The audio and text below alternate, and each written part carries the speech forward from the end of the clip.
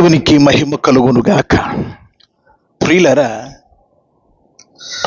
తప్పులెన్నువాడు తన తప్పును ఎరుగడు అని పెద్దలు చెప్పకనే చెప్పారు. లేస్తే ఇతర తప్పులు పట్టడం, విమర్శించడం, ఇలాంటి వారు తన తప్పులను ఎరుగరు అని తప్పులెన్నే ఎంచేవాడికి ఇతర తప్పులు చూచుకుంటూ నేను చాలా మంచివాడిని అనుకోవడమే తన జీవితంలో పబ్బం గడుపుతూ ఉంటాడు. ఈ మధ్య కొత్తగా బైబిల్కి ఎవరికి లేని తరహాలో విమర్శించే విధానంలో కూడా దేవుడు లేడనే వాడు విమర్శించిన బాధ ఉండదు, లేకపోతే యేసుక్రీస్తు వారికి వ్యతిరేకంగా ఇంకెవరైనా బోధించిన బాధ ఉండదు. కానీ సుదీర్ఘంగా సేవా పరిచర్య చేసి సుమారుగా 20 సంవత్సరాల పాటు సేవా పరిచర్య చేసి 2 సంఘాలకు కాపరిగా పనిచేసి సత్తిబాబు అనే ఒక దుర్బోధకుడు బైబిల్ పట్టుకొని సంఘాలలో యేసే దేవునిగా ప్రకటించి అంత్యదినములలో అపాయకరమైన కాలములు వస్తాయి, మనుష్యుడు స్వార్థపరుడై దేవుని కంటే సుఖ అనుభవాన్ని ప్రేమిస్తూ పైకి భక్తిగా ఉండి దాని శక్తిని ఆశ్రయించని దినాలు వస్తాయి అని ముందుగానే ప్రవచనం ప్రకారంగా ఈ అంత్య దినాలలో ఈ దుర్బోధకుడు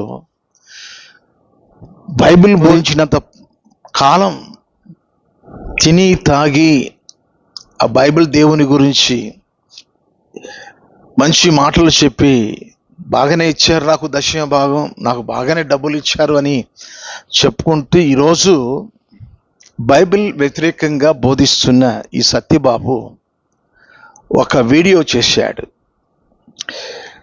నేను ఏం చెప్తున్నానంటే, బైబిల్ వదిలిపెట్టి, బైబిల్ దేవుణ్ణి వదిలిపెట్టి ఏ బైబిల్ బాగులేదో, బైబిల్ కంటే ఆ మంచి పుస్తకం ఏదో పరిచయం చేయాలి.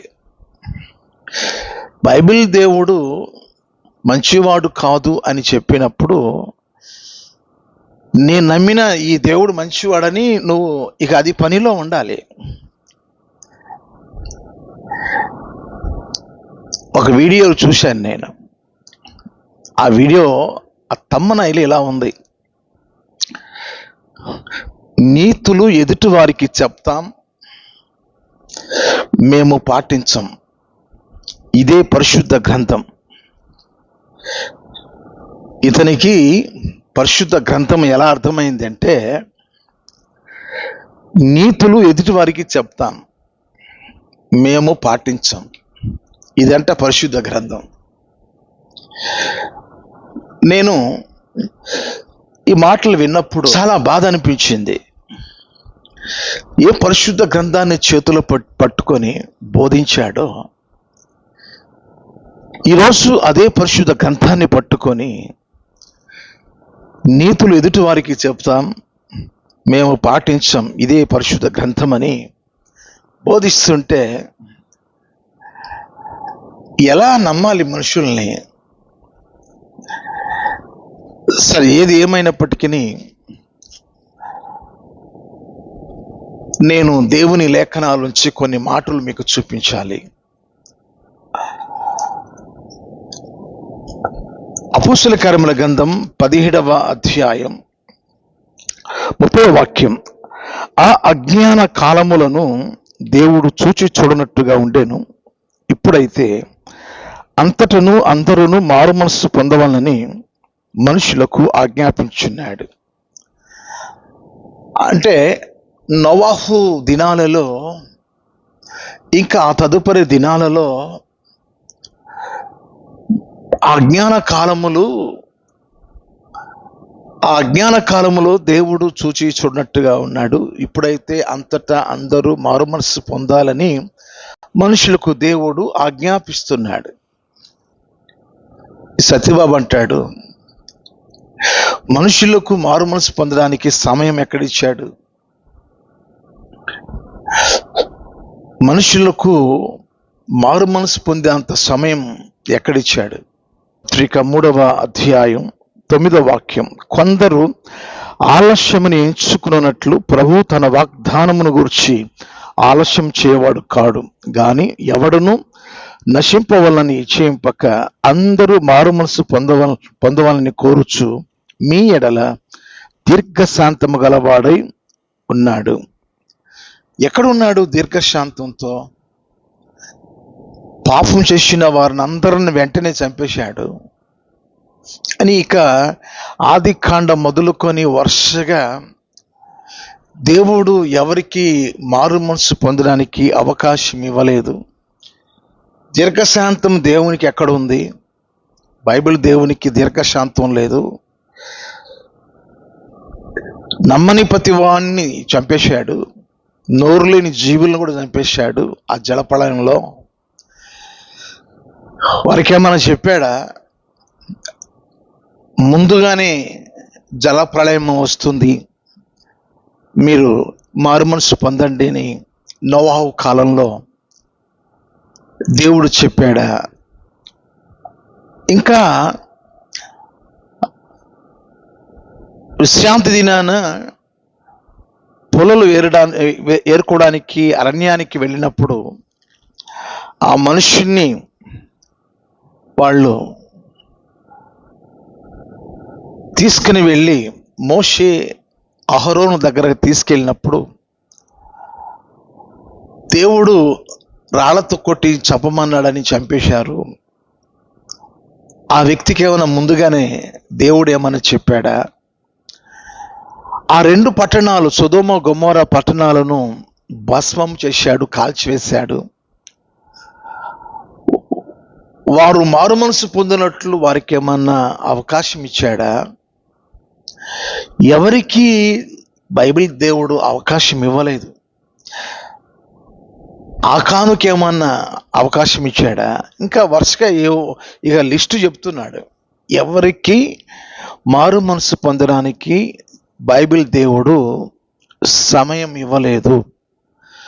పక్షులను చంపేశాడు, జంతువులను చంపేశాడు, మనుషులను చంపేశాడు. ఆయనకి దీర్ఘశాంతం ఎక్కడుంది? వారికి ఏమన్నా ముందుగా హెచ్చరిక చేశాడా? వాళ్ళందరినీ చంపేశాడు.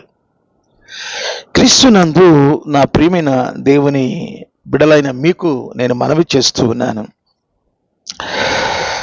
కొన్ని మాటలు మీకు నేను చదివి వినిపిస్తాను. యోబు గ్రంథం 34వ అధ్యాయం 10, 11, 12 వాక్యాలు నేను చదువుతూ ఉన్నా.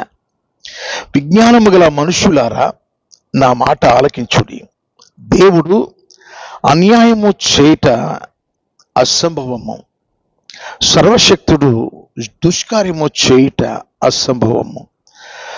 నరుల క్రియలకు తగినట్లుగా ఫలము ఆయన వారికి ఇచ్చును. అందరికీ వారి వారి మార్గములను బట్టి ఫలమిచ్చును. దేవుడు ఏమాత్రము దుష్కార్యము చేయడు, సర్వశక్తుడు న్యాయము తప్పడు. మరలా చెప్తున్న రెఫరెన్స్ యోబు గ్రంథం 34వ అధ్యాయం 10 నుండి 12 వాక్యాలు. ఒకసారి ఈ సత్యబాబు మాట్లాడిన ఆ వీడియోలో కొన్ని మాటలు వినండి. ఆ మాటలు విన్న తర్వాత నాకు దేవుడు బయలుపరిచిన కొన్ని విషయాలను మీకు నేను తెలియచేస్తాను. చెప్పేటటువంటి దానికి చేసేటటువంటి దానికి ఏమాత్రం కూడా పొంతన ఉండదు. ముందుగా బైబిల్లో ఒక వచనాన్ని చదువుకుందాం. యోహాను రాసిన మొదటి పత్రిక 4వ అధ్యాయము 16వ వచనము. ఇక్కడ ఏమని ఉంటది అంటే, మన మీద దేవునికి చాలా ప్రేమ ఉన్నదని, ఆ ప్రేమను మనము ఎరిగి ఉండాలని, దేవుడు ప్రేమా స్వరూపి అయి ఉన్నాడని, ఆ ప్రేమా స్వరూపిని యందు మనము నిలిచి ఉండాలని, ఇలాంటి మాటలు ఈ వచనములో ఉన్నాయి. యెహోవా ప్రేమా స్వరూపి అంటాడు, కానీ అందరినీ చంపుకుంటూ పోతాడు. అపోస్తుల కార్యములు 17వ అధ్యాయము 30వ వచనములో ఆ అజ్ఞాన కాలమందు చూసి చూడనట్లుగా ఉన్నాడు, ఇప్పుడైతే అందరూ అంతటా మారు మనసు పొందాలి అని ఉంటది. అజ్ఞాన కాలం ఎవరికి? మనుషులకా, యెహోవాకా? చూద్దాం. మారు మనస్సు పొందాలి అంటాడు, కానీ మారు మనస్సు పొందేటటువంటి అవకాశము ఈ బైబిల్ దేవుడు మనుషులకి ఇవ్వలేదు. పేతురు రాసిన 2వ పత్రిక 3వ అధ్యాయము 9వ వచనములో ఏమని ఉంటది అంటే, ఎవరూ నశించిపోవడం నాకు ఇష్టం కాదు, కానీ అందరూ అంతటా మారు మనస్సు పొందాలి అని ఉంటది. అందుకే దీర్ఘశాంతము గలవాడై ఉన్నాడు దేవుడు అని ఉంటది. దీర్ఘశాంతము గలవాడు అంటాడు, కానీ అందరినీ చంపుకుంటూ పోతాడు. యెహెజ్కేలు గ్రంథము 18వ అధ్యాయము 23వ వచనములో, దుష్టుడు మరణించుట నాకేమైనా సంతోషమా? వాడు మరణించుట నాకేమీ సంతోషము కాదు. అతడు మారు మనస్సు పొంది అతని యొక్క ప్రవర్తన సరిదిద్దుకోవడమే నాకు సంతోషము అంటాడు. ఇలాంటి వచనాలు మరి బైబిల్లో వ్రాయించాడు బైబిల్ దేవుడు యెహోవా. అయితే ఆయన చెప్పినటువంటి మాటలకి, ఆయన చేసినటువంటి పనులకి ఏమైనా సంబంధం ఉన్నదా? అజ్ఞాన కాలంలో చూసి చూడనట్లుగా వదిలేశాను అని అన్నాడు, కానీ ఆయన ఎవరిని కూడా వదిలేయలేదు, అందరినీ కూడా చంపుకుంటూనే పోయాడు. ఆదికాండము 7వ అధ్యాయము 21వ వచనములో పశువుల్ని చంపేశాడు, మృగాలను చంపేశాడు, పురుగులను చంపేశాడు, సమస్త నరులను చంపేశాడు. ఆ కాలంలో ఉన్నటువంటి చిన్నపిల్లలను చంపేశాడు. వీళ్ళంతా ఏం చేశారండి? మనుషులు పాపం చేశారు, మనుషుల్నే చంపేయాలి. ఎవరు పాపం చేస్తే వాళ్ళనే కదా శిక్షిస్తానని అన్నాడు. మరి మొత్తం అందరినీ కూడా చంపుకుంటా పోయాడు. పక్షులు ఏం చేశాయి, పశువులు ఏం చేశాయి, జంతువులు ఏం చేశాయి, మృగాలు ఏం చేశాయి, అప్పుడే పుట్టినటువంటి చిన్న పిల్లలు ఏం చేశారు? మొత్తం అందరినీ కూడా చంపేశాడు జల ప్రళయంలో. మళ్ళా ఏమంటాడంటే, అజ్ఞాన కాలంలో చూసి చూడనట్లుగా వదిలేశాను అంటాడు. ఎవరిని వదిలిపెట్టలేదు.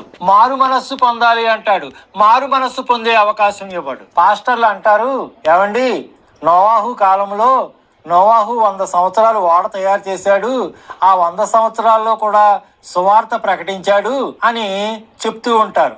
ఏ వచనాన్ని బట్టి?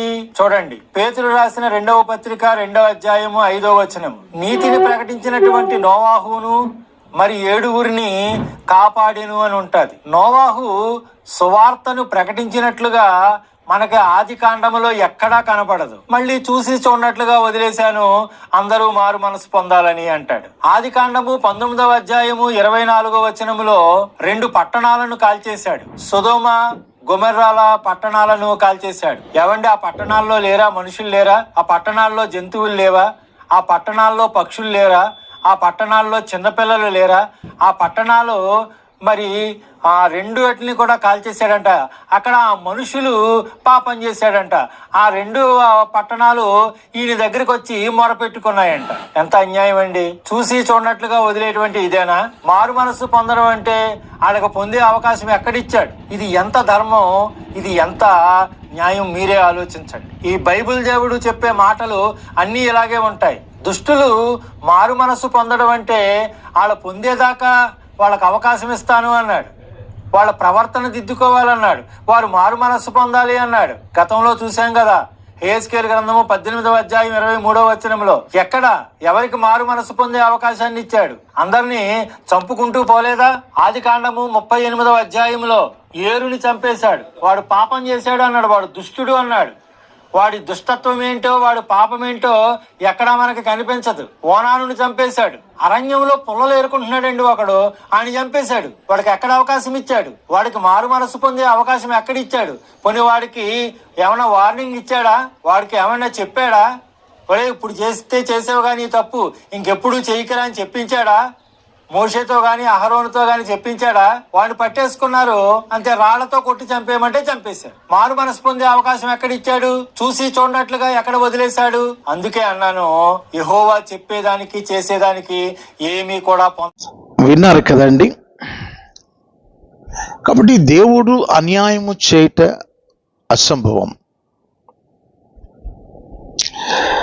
ఆయన న్యాయం తప్పేవాడు కాదు, దుష్కార్యము ఆయన చేయడు. యెహోవా న్యాయమును ప్రేమించువాడు, న్యాయ విధులను జరిగించువాడు. ఆయన ముందుగానే తన ప్రజలకు తన చిత్తాన్ని బయలుపరచువాడు. ఆదాము అవ్వలకు కూడా ఈ యొక్క మంచి చెడ్డల తెలివినిచ్చు ఆ వృక్ష ఫలము తినకూడదని, తింటే ఏం జరుగుద్దో ముందుగానే దేవుడు సెలవిచ్చినాడు. మరుగుగా ఏ విషయాన్ని కూడా మనుషులకు తెలియకుండా దేవుడు దాయలేదు. ప్రతి విషయాన్ని, తన మనసులో ఉన్న ప్రతి విషయాన్ని ఆయన బయలుపరిచే ఆ తర్వాత తన చిత్తాన్ని నెరవేర్చుకునేవాడు. యోబు గ్రంథంలో 23వ అధ్యాయం 13వ వాక్యం, అయితే ఆయన ఏక మనస్సు గలవాడు, ఆయనను మార్చగలవాడు ఎవడు? ఆయన తనకిష్టమైనది ఏదో అదే చేయును. తనకిష్టమైనది ఏదో అది చేస్తాడు. సృష్టి యావత్తు ఆయన సృష్టించుకున్నాడు కనుక సృష్టి మీద అధికారము ఆయనకు ఉంది. ప్రజలను దేవుడు సృజించుకొని ప్రజలతో చెప్పాడు, తన విధి విధానాలు, తన ఆజ్ఞలు ప్రకటించినాడు. నేను ఇలా చెప్పుకుంటూ పోతే ఈ వీడియో లెంత్ చాలా పెరుగుద్ది. సాధ్యమైతే ఒక విషయాన్ని మీకు చెప్పాలని నేను ఆశపడుచున్నాను. అది ఏంటి అంటే, నోవహు కాలంలో దేవుడు నోవహు చేత 120 సంవత్సరాలు వారికి సువార్తను ప్రకటింప చేశాడు. నోవహు తన ప్రజలకు నీతిని గురించిన సువార్తను దేవుడు ప్రకటింప చేశాడు. ఎందుకు అంటే, తాను ఏది చేయదలచినా ముందే చెప్పి ఆయన చేస్తాడు. ఒకసారి పేతురు రాసిన 2వ పత్రిక 2వ అధ్యాయం 5వ వాక్యం నేను చదువుతూ ఉన్నా. మరియు ఆయన పూర్వకాలమందున్న లోకమును విడిచిపెట్టక భక్తిహీనుల సమూహము మీదికి జల ప్రళయమును రప్పించినప్పుడు నీతిని ప్రకటించిన నోవహును మరి 7 కాపాడెను. నీతిని ప్రకటించిన నోవహు ఎంతకాలం ప్రకటించాడు అంటే 120 సంవత్సరాలు ఆయన ప్రకటించాడు. నోవహు తన కుటుంబాన్ని రక్షించుకోవడానికి, కాపాడుకోవడానికి చితిసారక మ్రాను చేత 300 మూరలు పొడవు కలిగిన ఓడను సిద్ధం చేసుకోమన్నాడు. వెడల్పు 50 మూరలు, ఎత్తు 30 మూరలు. ఇంత పెద్ద ఓడను కొలతలతో సహా 3 అరలు కలిగిన ఓడ పై భాగాన, పై అంతస్తున ఒక కిటికీ పెట్టమన్నాడు. ఓడ లోపలికి వెళ్ళడానికి వాళ్ళకు ద్వారాన్ని కూడా సిద్ధం చేసుకొని తయారు చేయమన్నాడు. ఎంతకాలం ఆ ఓడ తయారు చేశాడు నోవహు? ఎంతకాలం ఈ భూలోకానికి జల ప్రళయము అనే నాశనం రాబోతుందో 120 సంవత్సరాలు నోవహు ప్రజలకు తెలియచేశాడు. ఈ సత్యబాబు అంటాడు, ఇలా జలప్రళయం వస్తుంది, దేవుడు వారికి ఏమన్నా మారు మనసు పొందడానికి అవకాశం ఇచ్చాడా? 120 సంవత్సరాలు అవకాశం ఇచ్చాడు. నీతిని గురించిన సువార్తను దేవుడు నోవాహు చేత ప్రకటించాడు. ఇప్పటికైనా సరే దేవుడు ముందుగానే తెలియజేశాడు. పేతురు రాసిన 2వ పత్రిక, ఇప్పుడున్న మనకు ఆ జల ప్రళయం బట్టి మనకు కూడా చెప్పి ఉన్నాడు ఏం కాబోతుంది ఈ ప్రపంచం. పేతురు రాసిన 2వ పత్రిక 3వ అధ్యాయం 6-7 వాక్యాలు నేను చదువుతూ ఉన్నా. ఆ నీళ్ళ వలన అప్పుడున్న లోకం నీటి వరదలో మునిగి నశించెను. అయితే ఇప్పుడున్న ఆకాశమును భూమియు భక్తిహీనుల తీర్పును నాశనమును జరుగు దినము వరకు అగ్ని కొరకు నిలువ చేయబడినవై అదే వాక్యము వలన భద్రము చేయబడి ఉన్నవి. అప్పుడున్న లోకం జల ప్రళయము చేత దేవుడు నాశనం చేశాడు. ఇప్పుడు ఉన్న ఆకాశం భూమిని అగ్ని చేత కాల్చడానికి ఏ వాక్యము చేత 120 సంవత్సరాలు ప్రకటించబడినదో ఇప్పుడు కూడా ప్రకటించబడుతూనే ఉంది. మన సతీబాబు దేవుడు మారు మనసు పొందడానికి మనుషులకు ఎక్కడ అవకాశం ఇచ్చాడు? నీతులు ఎదుటివారికి చెప్తాం, మేము పాటించాం, ఇదే పరిశుద్ధ గ్రంథం. సతీబాబు, నీ యొక్క జీవితాన్ని ఇతరులకు పట్టిస్తున్నావు. నీ హృదయంలో ఉన్న పాత రోత జీవితం నీ మాటల చేతనే పట్టిస్తున్నావు. 120 సంవత్సరాలు నోవాహు గారు సుదీర్ఘంగా నీతిని గురించిన సువార్తను దేవుడు ప్రకటింపజేస్తే దేవునికే నీవు విరుద్ధంగా ఆయన మారు మనసు పొందడానికి మనుషులకు అవకాశం ఇవ్వలేదు, సమయం ఇవ్వలేదని దుర్బోధ చేస్తావా? ఇప్పటికైనా దేవుని పాదాల దగ్గర పడి గోసాడు. ఆ తప్పుడు వీడియోస్ని చేయొద్దు. ఆ 120 సంవత్సరాల గురించి నేను వివరిస్తాను. ఆదికాండం 1వ అధ్యాయంలో 31వ వాక్యంలో సృష్టి యావత్తును చేసి చాలా బాగుంది అని సంతోషించాడు. ఆయన ముఖంలో ఆనందం వెళ్ళి విరిసింది. కానీ ఇక్కడ ఆదికాండం 6వ అధ్యాయం 5 నుండి నేను చదువుతున్నాను. నరుల చెడుతనమును భూమి మీద గొప్పది అనియు వారి హృదయం యొక్క తలంపులలోని ఊహ అంతయు ఎల్లప్పుడూ కేవలము చెడ్డదనియు యెహోవా చూచి, 6వ వాక్యం, తాను భూమి మీద నరులను చేసినందుకు యెహోవా సంతాపము నొంది తన హృదయంలో నొచ్చుకొనెను. సంతాపము నొంది ఏడ్చాడు. నరులను నేను ఎందుకు చేశానా అని ఏడ్చాడు. ఏమైపోయారు వీరు? వారి హృదయం నిండా పాపము చేత, వారి తలంపుల నిండా, వారి ఊహల నిండా చెడుతనం చేరింది. దీని కారణంగా ఎలా తయారయ్యారు అంటే 11 అంటే ఆదికాండం 6వ అధ్యాయం 11-12 వాక్యాలు. భూలోకం దేవుని సన్నిధిని చెడిపోయి ఉండేను. భూలోకం బలాత్కారముతో నిండి ఉండేను. దేవుడు భూలోకమును చూచినప్పుడు అది చెడిపోయి ఉండేను. భూమి మీద సమస్త శరీరులు తమ మార్గమును చెరిపివేసుకొని ఉండిరి. వారికి వారు చెరుపుకున్నారంట,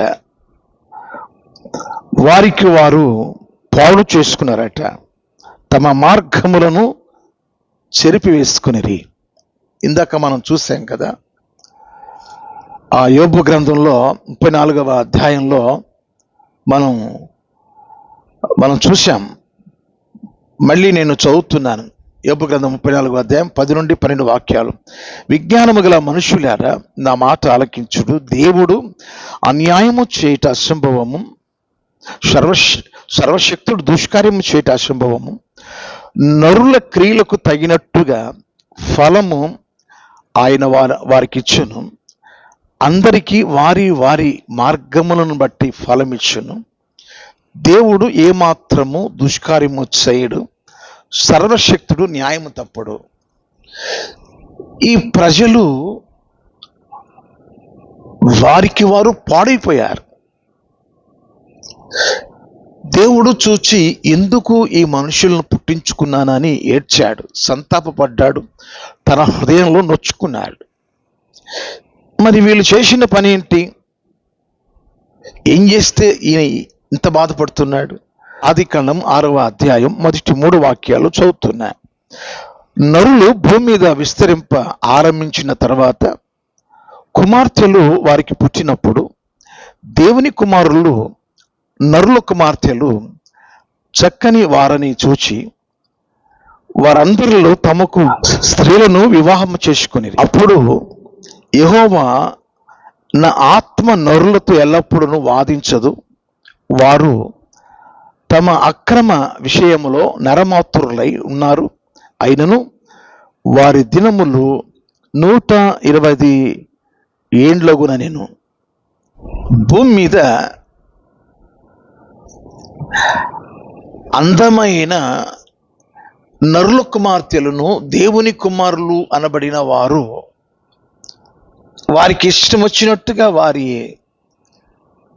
జీవితాలను పెళ్లిళ్ళు చేసుకోవడం, వారికి నచ్చిన వారితో దేవుని కుమారులు నరుల కుమార్తెలను వారికి ఇష్టం వచ్చినట్లుగా. ఈరోజు ప్రియ దేవుని పిల్లలారా, ఆత్మీయ జీవితంలో దేవుని పిల్లలుగా జీవిస్తున్నారు, కానీ దేవుని పిల్లలు అనబడే ఆత్మీయులు ఎవరిని చేసుకోవాలి? ఈ వివాహ కార్యక్రమాలలో ఇక్కడ దేవుని కుమారులు నరుల కుమార్తెలు చక్కని వారని చూచి వారందరిలో తమకు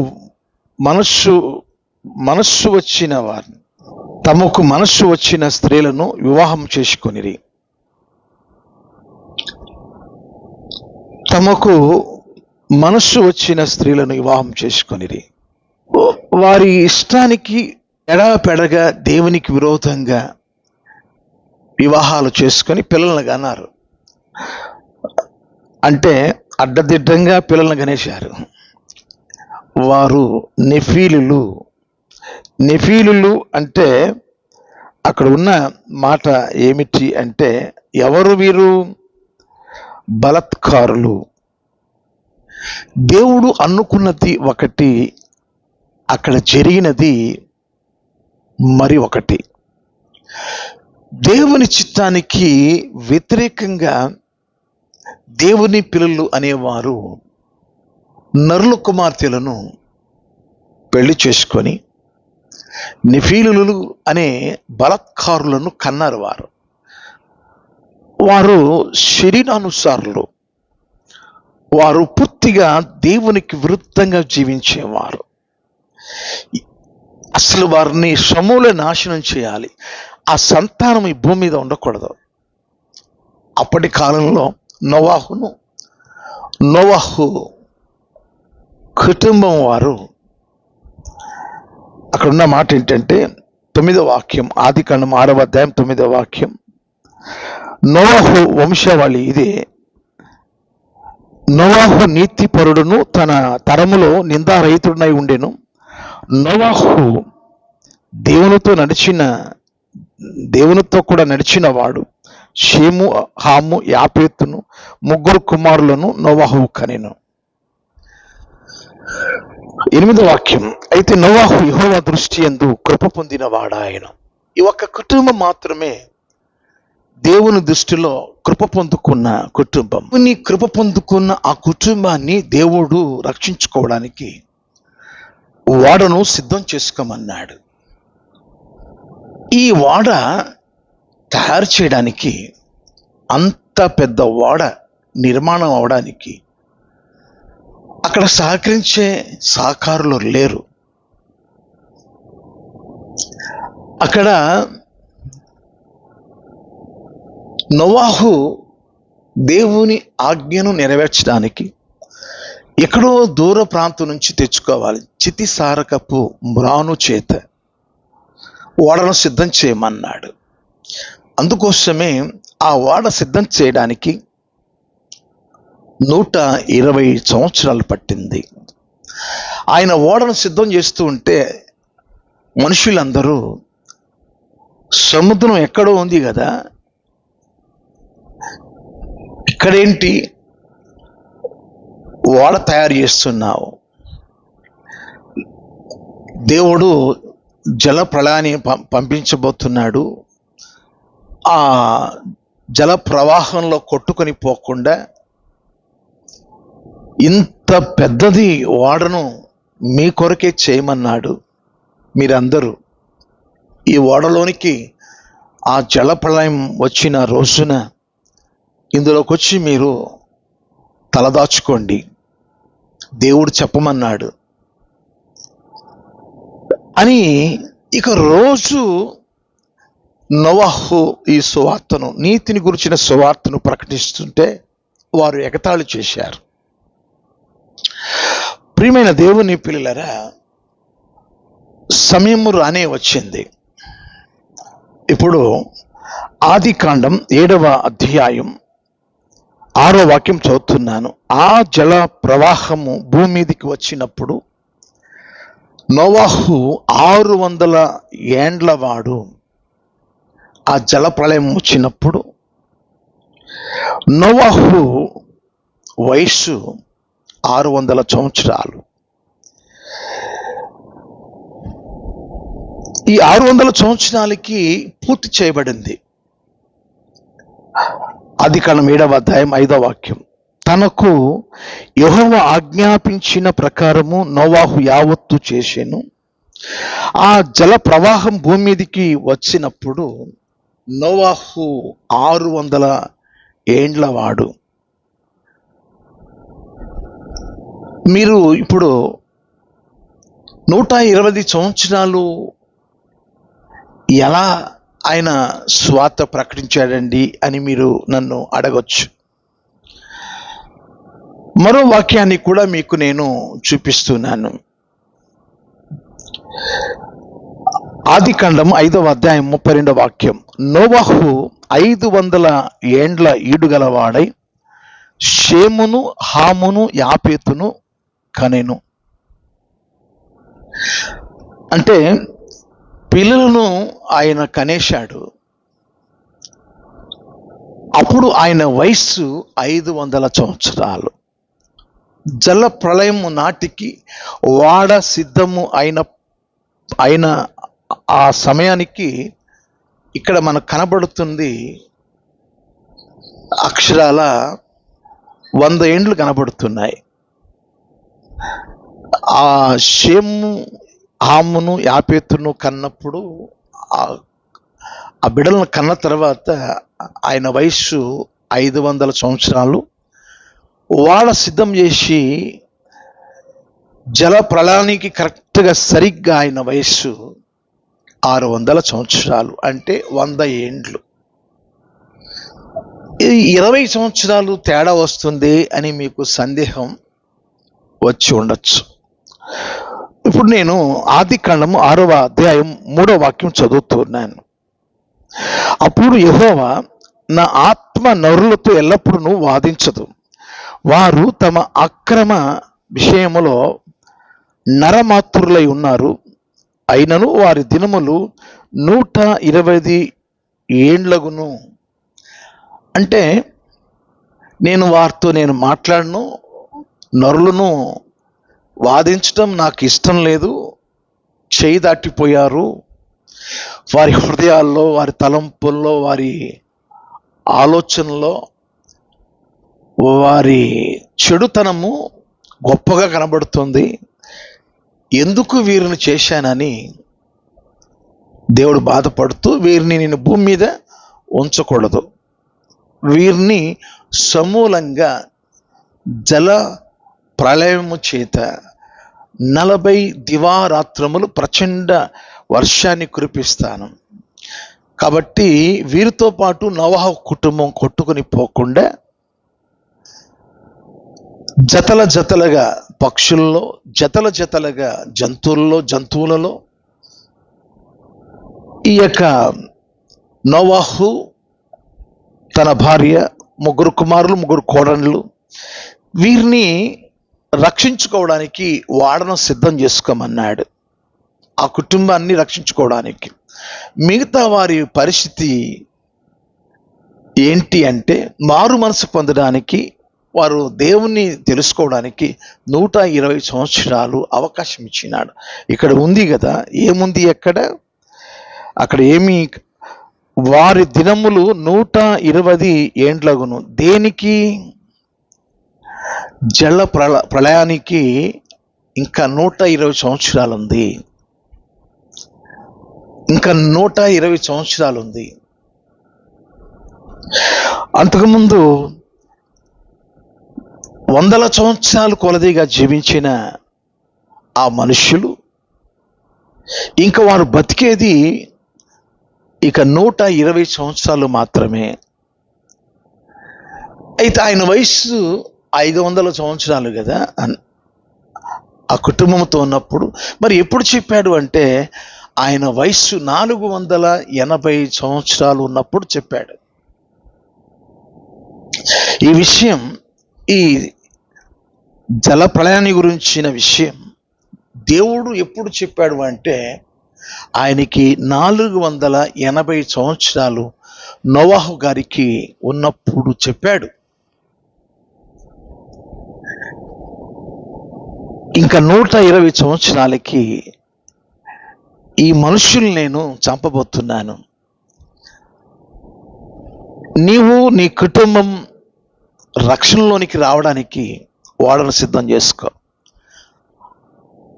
ఆ సిద్ధపాటులో రోజు వారికి చెప్తున్నాడు మనుషులకి.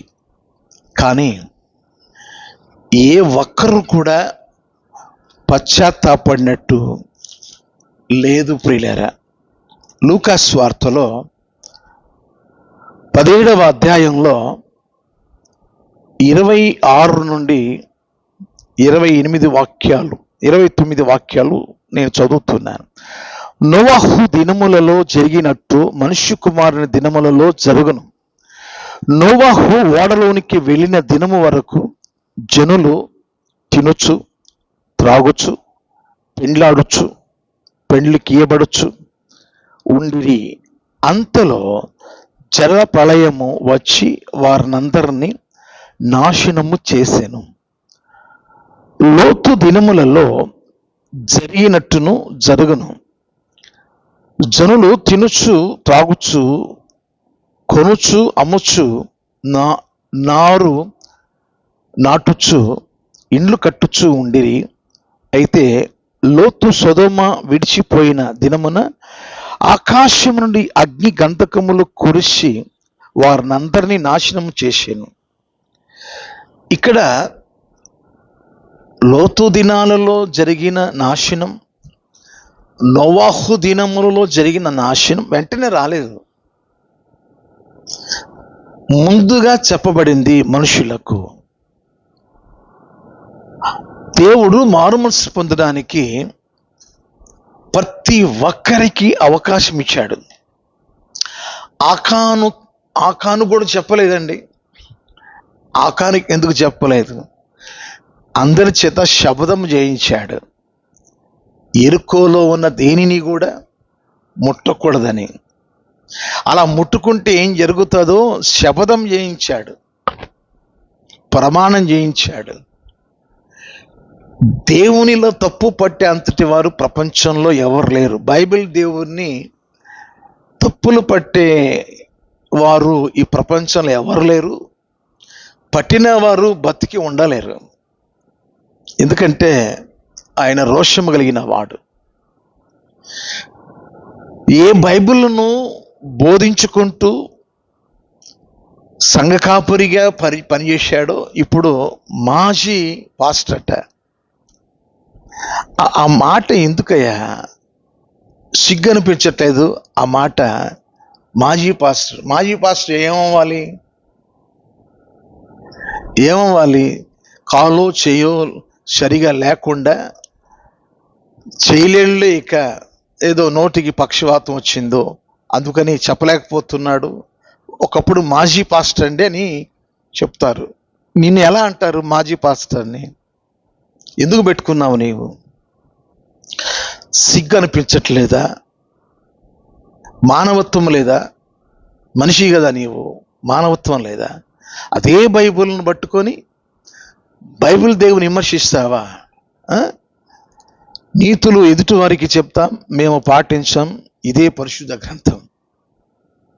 120 సంవత్సరాలు రుజువులతో ప్రకారం నేను మీకు చూపించాను. ఇప్పుడు 120 సంవత్సరాలు ఆయుష్కాలం అండి అని ఒకవేళ నాతో మీరు మాట్లాడచ్చు. దేవుడు ఆయుష్కాలం తగ్గించేశాడు. అంతకుముందు 100 సంవత్సరాలు వారు బతికారు, ఇప్పుడు 120 సంవత్సరాలు ఇక మనిషి ఆయుష్కాలం అని మీరు అనొచ్చు. అక్కడ మనుషుల ఆయుష్కాలం కాదు అది. ఇంకా 120 సంవత్సరాలు మాత్రమే. జలప్రళయంలో అందరూ నశించిపోతారు. 120 సంవత్సరాలు మాత్రమే ఇక మనుషులు ఉంటారు అని దేవుడు అక్కడ స్పష్టంగా చెప్పాడు. సరే, 120 సంవత్సరాలు కాలం ఒకవేళ ఆయుష్కాలం అయితే నేను ఒక వాక్యం చదువుతున్నాను. ఆదికాండం 9వ అధ్యాయం 28-29 వాక్యాలు. ఆ జల ప్రవాహం గతించిన తర్వాత నోవహు 350 ఏండ్లు బతికెను. నోవహు బతికిన దినములన్నీ 950 ఏండ్లు. అప్పుడు అతడు మృతి పొందెను. ఈ జల ప్రళయము అయిన తర్వాత అతను ఇంకా 350 సంవత్సరాలు ఆయన బతికాడు. కాబట్టి ఆయన 950 ఏండ్లకు చనిపోయాడు. ఇప్పుడు 120 సంవత్సరాలకు ఆయుష్కాలం తగ్గించాడు అని అక్కడ లేదు. ఒకవేళ ఆయుష్కాలమే అనుకున్నాం అనుకోండి, ఇప్పుడు 600 సంవత్సరాలు నోవహు గారు ఓడలో ఆయన అడుగు పెట్టినప్పుడు అప్పటికి ఇంకా 150 రోజులు నీళ్ళ మీదే ఉంది. అప్పటికి ఇక మనం లెక్కేసినప్పుడు ఎంతకాలం బతకాలి? 120 సంవత్సరాలే బతకాలి. కానీ 350 సంవత్సరాలు బతికాడు. ఈరోజు నా ప్రియమైన దేవుని పిల్లలారా, దేవుని మాటలు, దేవుని వాక్యాలు చాలా స్పష్టంగా మనకు దేవుడు రాసిపెట్టాడు. వారి యొక్క జీవితంలో పాపం చేసినప్పుడు ఆ 2 సొదొమ గొమొర్ర పట్టణాలను ఆయన నాశనం చేసినప్పుడు చెప్పాడు. ముందుగానే ఆయన చెప్పాడండి. చెప్పలేదని ఎలా? ఎక్కడ ఉండదు. ఆజ్ఞ అతిక్రమమే పాపం. దేవుడు ముందుగానే ఆజ్ఞ ఇస్తాడు. ఆజ్ఞను అతిక్రమిస్తే శిక్ష ఉంటుంది. ఎవరికైనా అవకాశం దేవుడు ఇస్తాడు. కాబట్టి ఈ వాక్యం వినేటప్పుడు ఈ సత్యబాబు చెప్పిన మాటలు అజ్ఞాన కాలంలో దేవుడు చూచి చూడనట్టు ఉండేను అని, ఎవడు కూడా నశింపక వారు రక్షణ పొందాలని దీర్ఘశాంతం కలిగి ఉన్నాడని దేవుడు చెప్పింది ఒట్టిదే, అబద్ధం. ఆ విశ్రాంతి దినాన ఆ రెండో విషయాన్ని ఏదో ప్రస్తావన తీసుకొచ్చాడు. అది సంఖ్యాకాండం 15వ అధ్యాయం 32 నుండి 36 వాక్యాల్లో మనం చూస్తాం.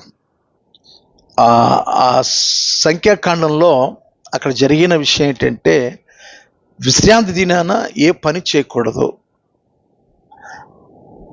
ఎవరు ఏ పని చేయకూడదు, అలా చేయడం చేత శిక్ష ఉంటుందని ముందుగానే రాయబడ్డాయి.